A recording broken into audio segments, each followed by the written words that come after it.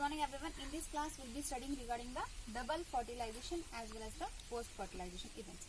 Right?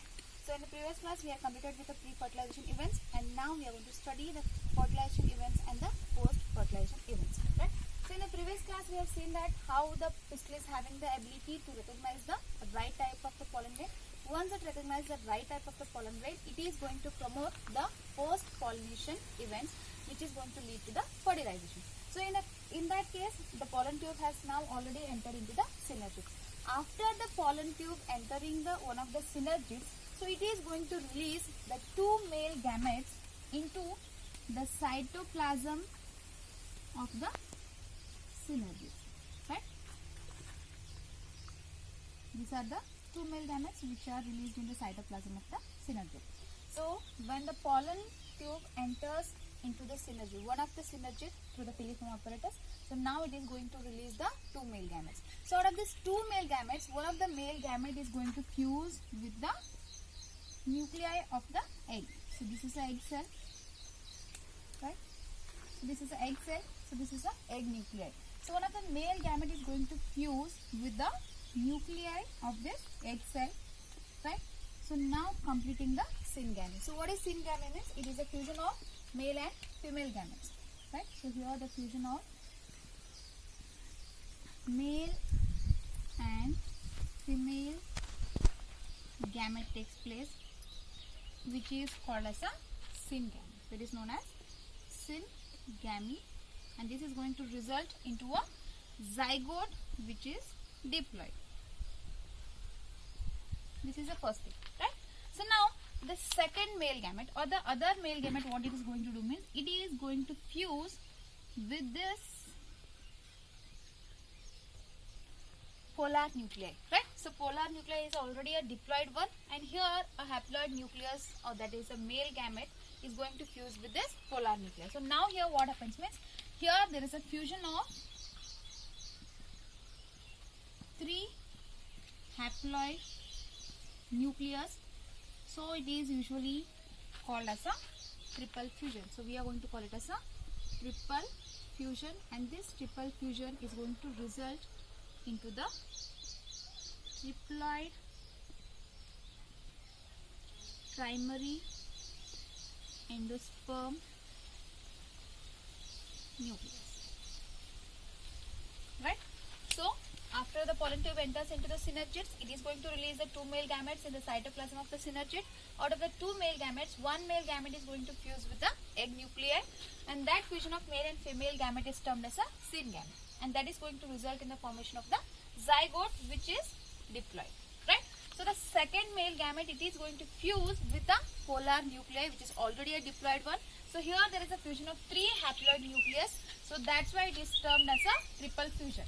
Right? So it is termed as triple fusion, and this is syngamy. So after the triple fusion, what happens to the polar nuclei is now this polar nuclei is converted into a triploid primary endosperm nucleus. So why it is called as a triploid means it is consisting of the three nuclei, right? So as this is going to consist of two types of fusion, right? One is the syngamy, the first one is syngamy, and the second one is triple fusion. So that's why it is called as a double fertilization, right? So here in case of the flowering plant, this is a very unique event which is going to take place because there are two types of fusions. One is the syngamy and one is the triple fusion. So that's why the fertilization in case of the flowering plants is termed as the double fertilization, right? So now let us see what happens in the post-fertilization events. So before that, what happens means after the triple fusion, so this is a central cell, right? So this is a central cell. So this central cell is now called as a primary endosperm cell, and which is going to develop into a endosperm, right? And here this zygote is going to develop into a embryo. Right? So after the triple fusion, the central cell is known as a primary endosperm cell, which is further developing into a endosperm. And here this zygote further develops into an embryo. So we'll see the development of the endosperm and the embryo in the post-fertilization events. Post-fertilization events means the events which are going to take place after the see what happens after the double fertilization, right? So this is the embryo sac, right? This is our embryo sac in which, so here are the synergids, the egg cell at the central, right? So these are the antipodal cells. So this is a primary endosperm nucleus, these are the synergids, and this is our egg cell. This is our zygote now, right? So this is a zygote. So now what happens after the fertilization? Means after fertilization, this polar nuclei is now a primary endosperm nucleus and the central cell. So the polar nuclei is now a primary endosperm nucleus, right?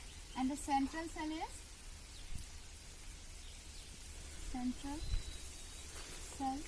the polar primary endosperm cell, and now this is a egg cell which has been converted into a zygote. So these are the changes that have taken place in the matured embryo sac after the fertilization. So after fertilization, what happens means, so the antipodals which are present at the chalazal end, they are going to get degenerated. So they are going to get degenerated, and these synergids, they will also get degenerated, right? So here what remains means only the zygote, right? So now it is having only the primary endosperm nucleus, primary endosperm cell, and the zygote. So these are the things which are present in the embryo sac after the fertilization, right? So this is a cell which is called as a primary endosperm cell, primary endosperm nucleus, and the zygote. So now what happens means, this primary endosperm cell will now get converted into the endosperm.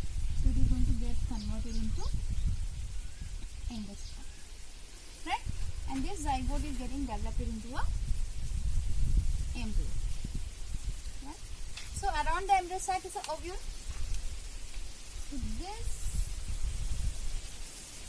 ovule,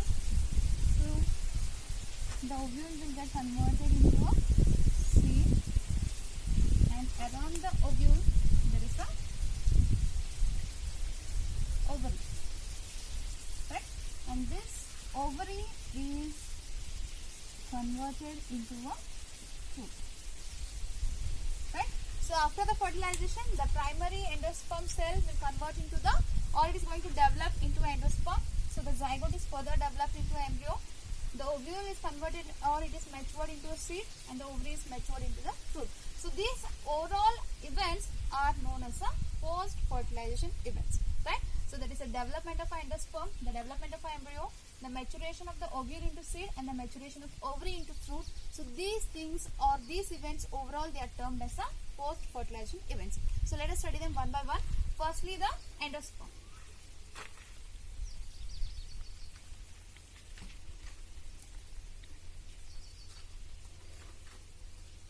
First one is endosperm.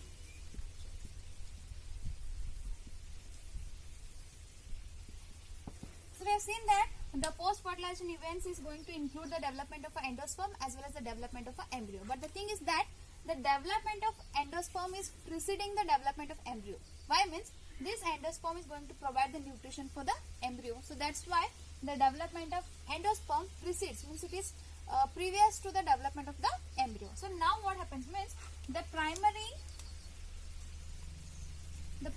endosperm cell will start dividing continuously, and it is going to form divides continuously, and it is going to form a triploid endosperm tissue. So it is going to form a triploid endosperm tissue, right?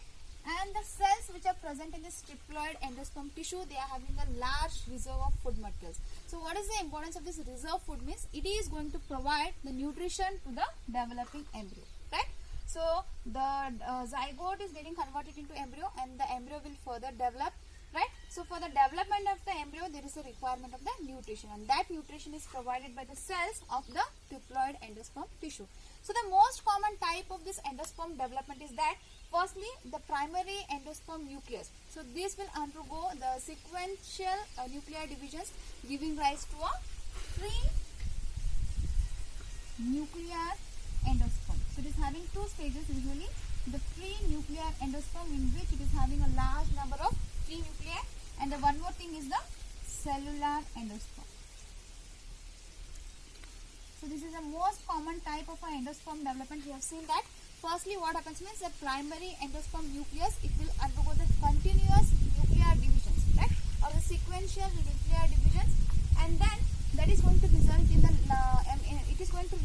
large number of free nuclei, and that stage is called as a free nuclear endosperm stage, right.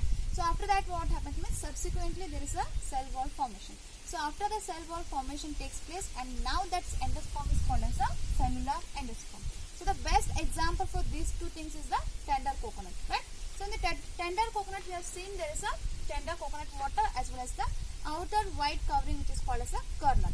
So the tender coconut water is nothing but it is going to represent the free nuclear endosperm, and the kernel which is around it, it is going to represent a cellular endosperm, right. So one more important thing about this endosperm is that the endosperm may either persist or it can be completely utilized by the developing embryo. So we have seen certain examples that the endosperm is going to persist even after the seed get matures, and that is used up during the seed germination. For example, the castor and the coconut. And in some of the seed, this endosperm is completely utilized by the developing embryo before the seeds get matured. For example, beans and pea as well as the groundnut. So these are some of the examples for the endosperm that is going to completely utilized by the developing embryo before the seeds get matured. So in our next class, we will be studying how the embryo is developed in both the case of the dicot as well as the monocot, and the how the ovule is getting converted, or how it is going to get matured into seed, and how the ovary is getting matured into the ovary, fruit. Thank you.